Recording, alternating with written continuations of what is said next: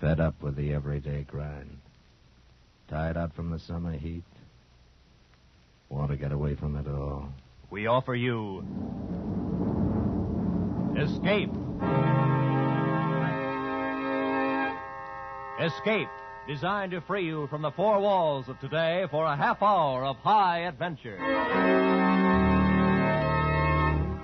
You are trapped aboard an ill-fated ocean liner, captained by a dying man, while a mysterious stranger, haunting you, menacing you, seems intent on sending you to destruction.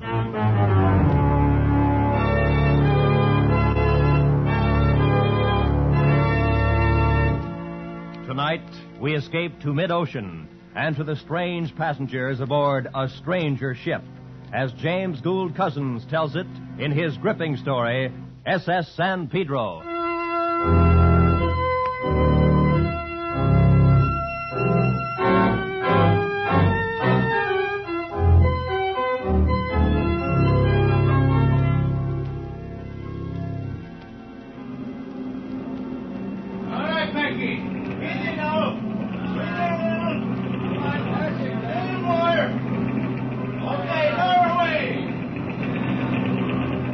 It was hot. The heat rolled up from the Hoboken waterfront and drifted in waves across the open bridge deck where I stood.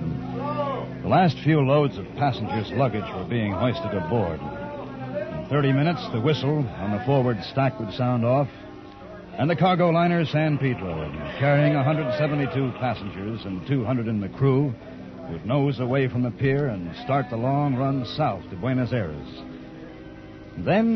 Then she'd become the great living animal she was meant to be. No longer something built with paint and steel and tied to a pier. You get to feel that way after you've been a while at sea. You feel that your ship is a live thing and that you're part of it. The captain is the biggest part, of course, the brain of the ship, the mentality that keeps her from turning idiot and dashing herself to pieces in her madness. The officers are the nerve centers, and the crew, the hands and fingers. And the twin turbines far down in the hold are the great driving muscles of the legs. Silly, maybe, but you can feel it. And the passengers, well, to most of us officers, the passengers are the parasites of the ship. My, but you look confident. Huh? I said I'm glad you look confident. But you don't have to look so serious. I'm sorry, miss. The passengers are not allowed on the bridge. I know that. I've been on ships before. And I've never been thrown off a bridge yet. Well, I have no intention of throwing you off, but I must ask My you name is Mara Lee. How do you do? Are you the captain? No, I'm Bradell, the first officer. Oh, the captain's right-hand man. You might put it that way.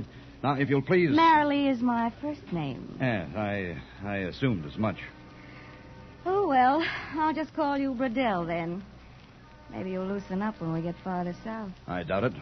At least you'll have to dance with me in the evening. It's part of your duty. Well, I'll be happy to, in the line of duty. A regular machine, aren't you? I think this is going to be fun. Well, in the meantime, please be kind enough Bradell. to... Yes, Mr. Driscoll, what is it? Captain's compliments, sir. I'd like to see you in his cabin right away. Good. Take charge of the bridge, Mr. Driscoll. Right, sir. Most of the luggage is already aboard. Packy's on the winch. She's pretty drunk, but Myro seems to be able to handle him. All right, Mr. Bradell. I'll watch him. And please make sure the young lady finds her way back to the passenger deck. Don't worry, Bradell.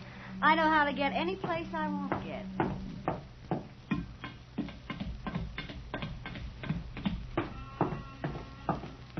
You know, deck officers get all the breaks.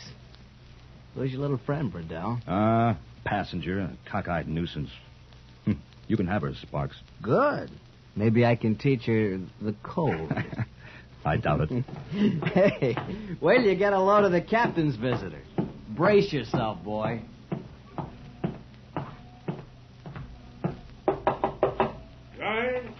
Come.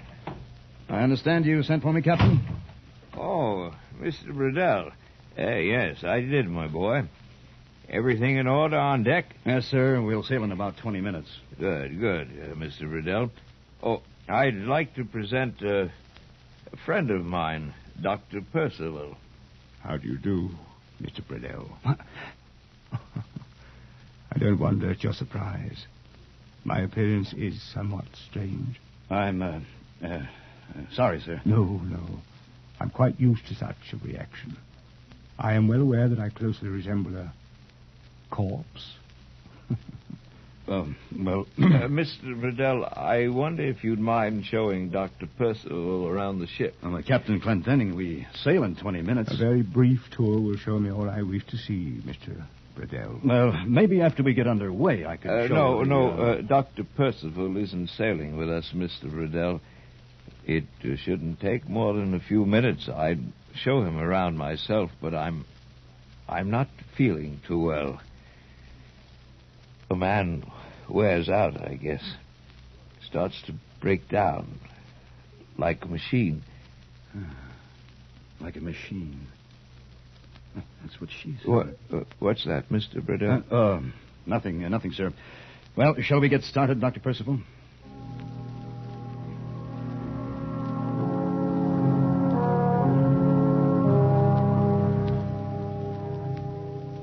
I showed him through the empty dining salon, along the boat deck and the promenade.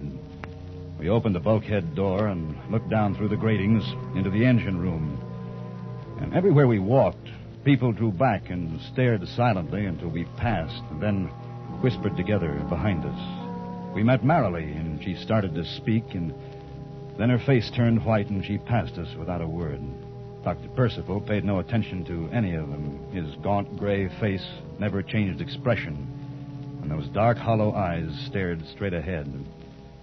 His twisted hands were covered by gloves made of soft gray leather, and he reached out with them from time to time and touched things as we passed, almost caressing them. It was almost repulsive for some reason. Finally, we wound up at the port rail of the officer's deck, and I showed him how to reach the gangplank. I presume these are the officers' quarters along here, Mr. Riddell. Yes, that's right. The port cabin's here, and the same thing over on the starboard. There are a few spares we use for sick bays when we have to. I see. Nearly 400 people on board. Quite a responsibility, especially for the captain. Yes, he has his hands full, all right. And if something should happen to him? Oh, well, I'm next in charge, only nothing will happen. What causes that sound? 1 minute, Mr. Burdell. Right, Myro. Oh, they're the ship's engines. We'll be hearing them for the next 10 days. Mr. Burdell, have you noticed that your ship is not floating level? Huh?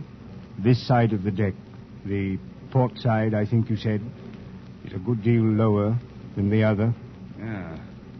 Yes, we do have a slight list of port. I hadn't noticed it. Well, it's nothing serious. We'll correct it with the ballast tanks as soon as we're underway. Now, sir, if you'll Mr. Riddell, the captain is an old man. He's in bad shape. Well, not according to the ship's doctor.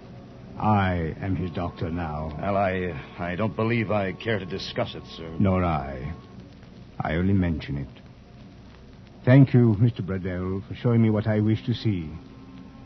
I'll be going now. Fine. Glad to have had you aboard. Now, straight down that ladder now. Across the deck.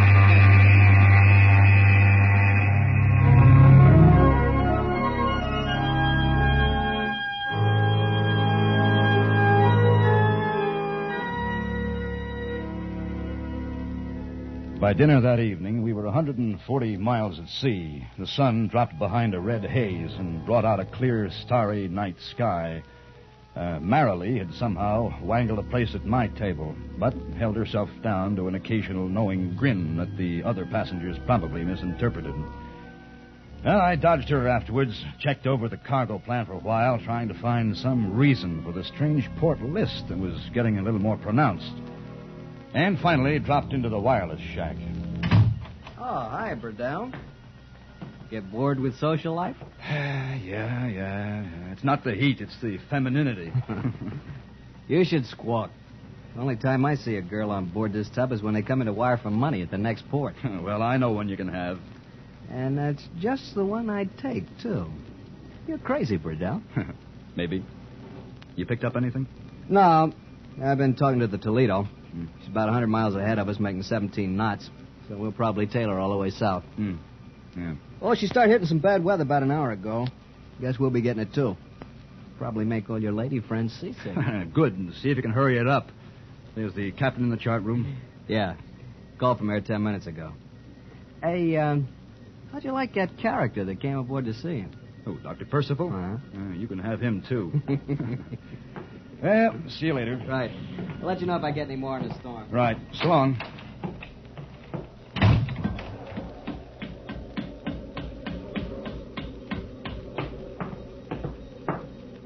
Oh, Mr. Burdell. Huh? Oh, for... Wait a minute, I wanted to...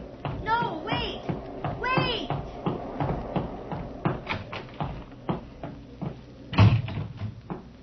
Good evening, Captain. Oh, Mr. Riddell. I've been writing up the night orders. Who has the first watch? Driscoll? Yes, sir. Then Everly. Good.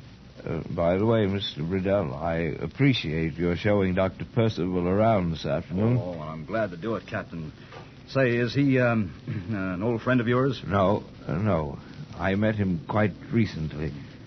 Mr. Riddell, what's this port list? It's getting worse. Shows 8 degrees on the clinometer now. Well, I've had one pump on the ballast tank since 3 o'clock. You better put on another one. It worries me.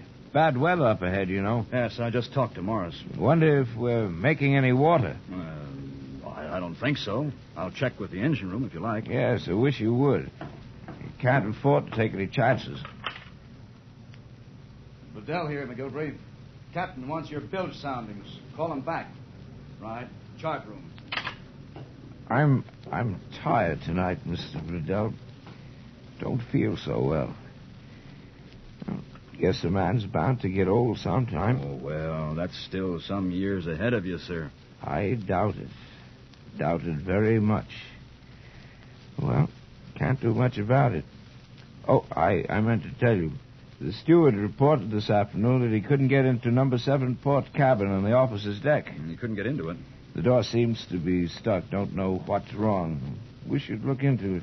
Oh, all right, sir. I'll have Morrow look into it. I think he's up on... that must be the engine room. Liddell. Right. Right. All right, thanks. McGilvery says all the bilges are dry, sir. Good. Well, I guess there's no reason why they shouldn't be at that. A man gets old. Well, I'll go to speak to Morrow, Captain, and see about putting another pump on the ballast tanks. Good. I'm going to turn in a few minutes. Good night, Mr. Riddell. Good night, Captain.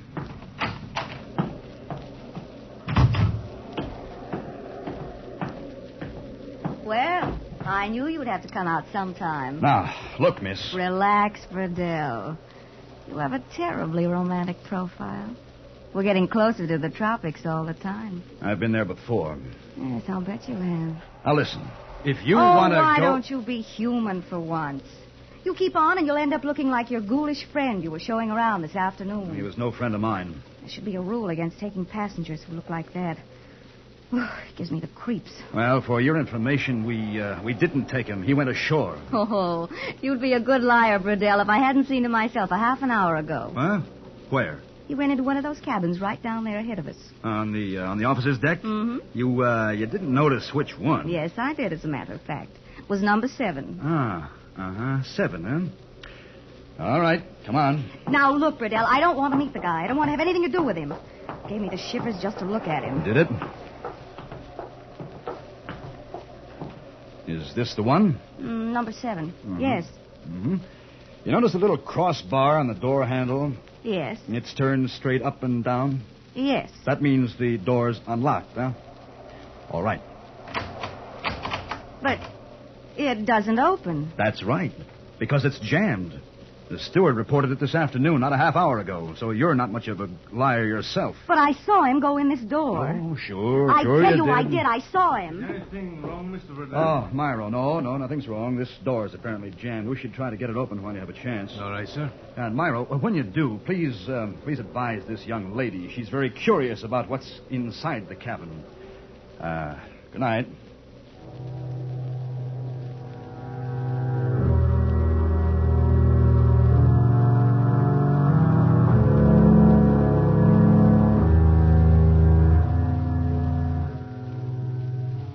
Mr. Burdell.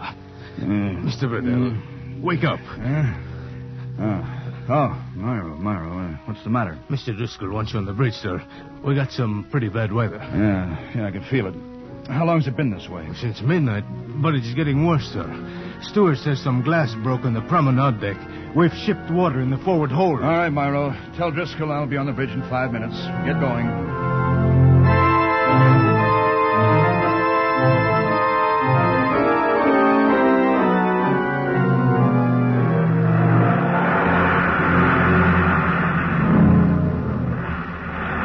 It was fairly bad on deck. Dawn was just breaking, with light enough to make out the long, high swells charging into us one after another, the tops of their crests ripped and torn by the driving wind.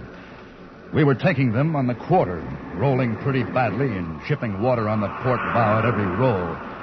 And if anything, that list had grown worse during the night.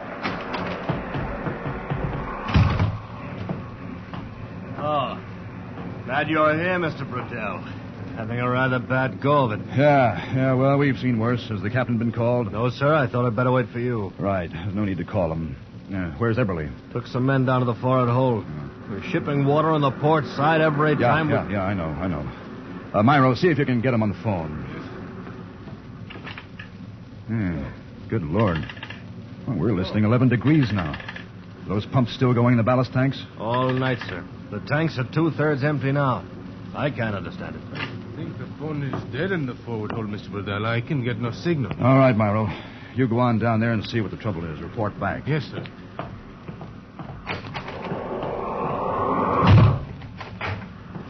Huh. 11 degrees. Can't see any reason why... Oh, I'll take it, sir. Briscoe here. Yes, I know. All right, I'll speak to him. McGilvery says they're taking quite a beating in the engine room. Wants to know if we can't slack off this roll. Yeah, I think we better. No use beating ourselves to death against those swells. Glendenning here.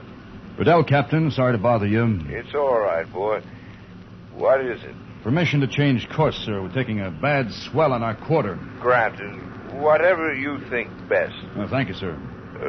Need me for anything? No, sir. I'll report later. All right, Mr. Driscoll, new course. Yes, sir. Ease off 14 degrees and then hold due south. Ease off 14 degrees, hold due south. Aye, sir. I'm going to the wireless room. All right, sir. We ought to be out of this by afternoon.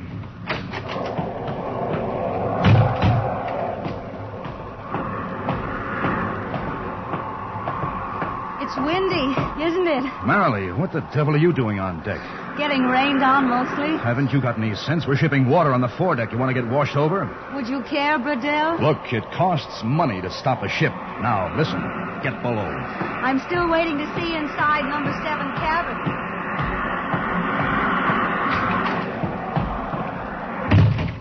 Well, Burdell. They're kind of shaking us well before using, aren't they? Yeah, just change the course. Should ease this roll a little. Morris, what's the nearest ship to us? Still the Toledo, about 70 miles south. They say it's raining down there. Can you imagine? There's nothing any closer, huh? Well, nothing that I've been able... Hey, you don't figure we're... No. There's no danger, Morris. Just routine. Well, I'll see what I can pick up. Static's not making it... Oh. Morris. Yeah, he's here. It's for you. Thanks. Burdell speaking. Driscoll, sir. Yeah? McGilvery just called. Wants permission to put all pumps to work on the bilge. On the bilge? What for? Says we're making water from somewhere. He's got 40 inches in the stoke hole. It's probably coming from that forward hole. But as soon as Eberly gets the bulkhead closed, we'll be able to... Wait a second. Hold on. Myro just came in. What'd you find out? Mr. Eberly needs more men, sir. Some of those big crates shifted. They knocked out most of the forward bulkhead. Knocked out? Mr. Driscoll. Yes, sir. Call the captain and ask him to meet me on the bridge immediately.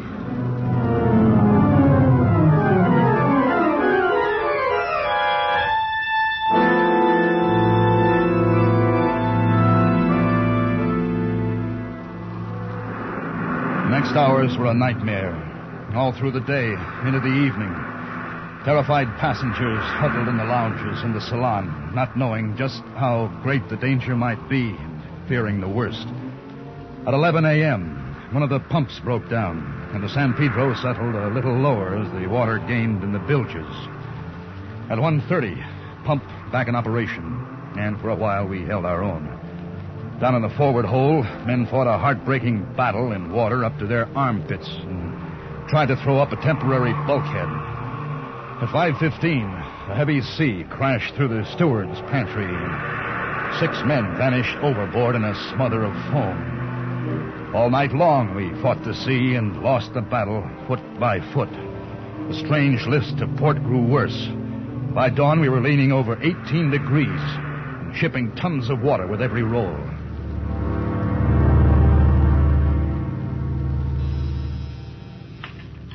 Driscoll here. Right. All right, hold on. Mr. Bradell. What is it, Driscoll? McGilvery on the phone, sir. Says he's had to pull the fire in one boiler. He's going to in the second one. Wants to know if you'll reduce speed to steerage way. Otherwise, he hasn't got steam enough for the pumps. All right. Tell him yes. McGilvery, Bradell says okay. Take it now. 1/3 speed. All right, Helm. Speed to 1/3. Aye, sir.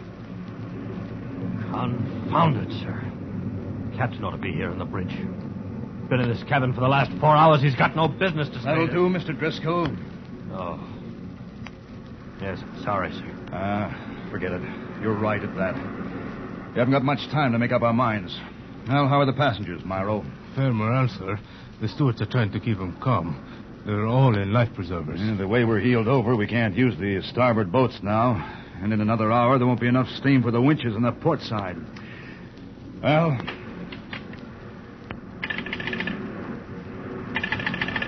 Hello. Hello. Oh, what the devil? Now the captain's phone's dead, too. Myro. Yes, Mr. Riddell? Go down to the captain's cabin. Ask him to come up. Yes, sir. We can't chance it any longer, Driscoll. At least we can start a call out while the captain's on his way here. Right. Morris here. Riddell on the bridge. You still sending CQ? Yes, sir. Repeats at 5 minutes. You picked up anything? To Toledo. There's a Conrad liner 100 miles north. Yeah, that's not much help. How bad off are we, sir? Bad enough you can start sending an SOS now. Give me position on anything you pick up and stand by for further orders. Right, sir. This is it, then. Well, what else, Mr. Driscoll? It may be too late as it is. Mr. Riddell. Yes, Myro? The captain, sir. He's in his bunk, dead. Good Lord. Well, he was right then. Men get old. Machines wear out. I think he's been dead for some time, Mr. Riddell. Probably so. Myro, did you ever get that port cabin door open? I didn't have any chance, sir. But what difference does it make now? None, I guess. I just wondered. All right, Mr. Driscoll. Yes, sir. Put a general order on the PA. Emergency. All officers stand by boat stations, prepare to abandon ship. Yes, sir. Now? Go ahead. Attention. All officers stand by boat stations. Prepare to abandon ship. All officers stand by boat stations. Prepare to abandon ship. All officers stand by boat stations.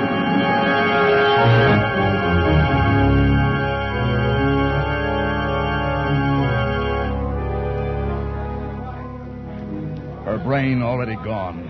Ship was dying. I knew that. I stayed alone on the bridge, tried to quiet her death throes. Tried to hold back the confusion of idiocy that shook her limbs and parts. The wind was gone now, and a thick gray fog blanketed the decks and the sea beyond. Boats were lowered and swallowed up in it, one by one. Some of them lowered poorly to spill their human freight into the hungry, wet mouth of the sea. We were low in the water, down at the head. Already the bows were awash. But suddenly I noticed that the strange list of port was no longer with us. Why, we were floating level. And then for no sane reason, I wondered if the changed angle had let the door of number 7 cabin swing open. I left the bridge and hurried forward.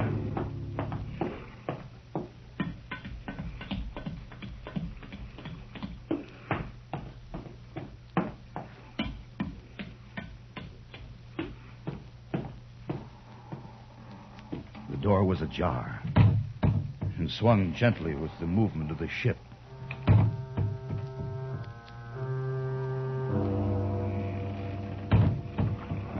pushed it open and stepped into the cabin. It was empty. In the air was a strange, dry, musty smell, like old flowers long pressed in the pages of a book. At that moment, I turned, and the water was moving slowly toward me up the passageway. I heard Myro shout the order for casting off the last boat. I left the cabin, ran for the bridge.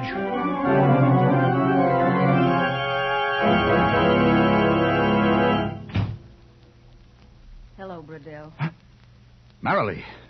Glad to see me? Oh, do you know the last boat just went over the side? Sure.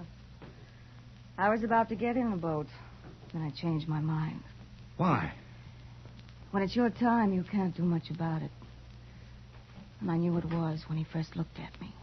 What are you talking about? When who looked at you? That guy you call Dr. Percival? He's not on board. I just came from cabin 7. It's empty. Of course it is. Now. He's out prowling around the boat somewhere. I saw him go ashore before we left New York. And I saw him 3 minutes ago. You're crazy. He was standing beside that lifeboat. The one I didn't get in. That lifeboat was your last chance to live. Why didn't you take it? I thought it wouldn't be so lonesome to come here and die with you. But you wouldn't have died. Oh, Bradell, don't you know yet? It wouldn't have made any difference no matter what we did. Not with Dr. Percival on board. What has Dr. Percival got to do with it? Everything. When that lifeboat hit the water, it capsized. I knew it would. So you see, I'd have died anyway. Bradell, the water's coming up faster now. Yeah. It's sinking fast. We'll go under any second. He must be on his way here. We should be hearing his footsteps. Who in the name of heaven is Dr. Percival? Who do you think he is?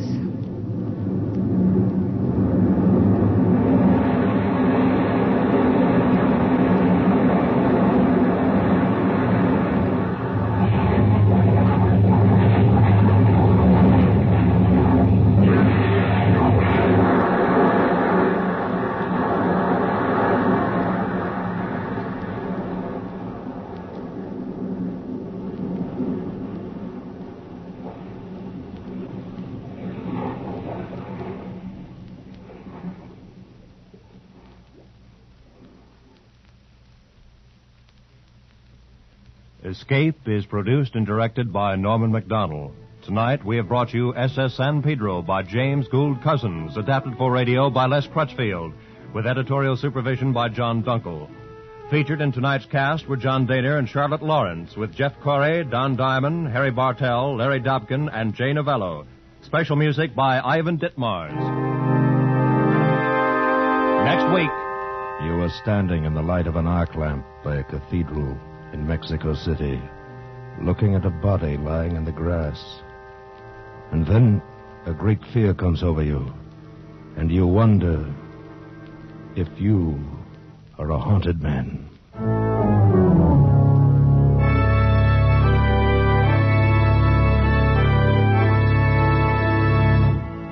Next week, we escape with Ralph Bates' most unusual story, The Haunted Man. Good night, then, until this same time next week, when once again we offer you Escape.